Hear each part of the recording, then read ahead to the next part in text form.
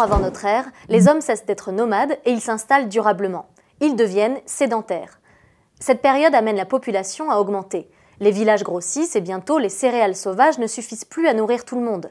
C'est à ce moment-là que nous avons commencé à pratiquer l'agriculture.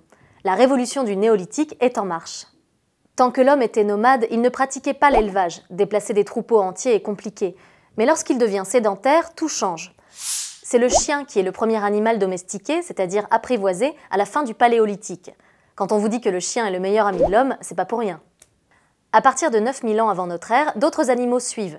Les moutons, les porcs, les bœufs, les chèvres ou encore les chevaux. On vient de voir quand tout cela se passait, maintenant regardons où.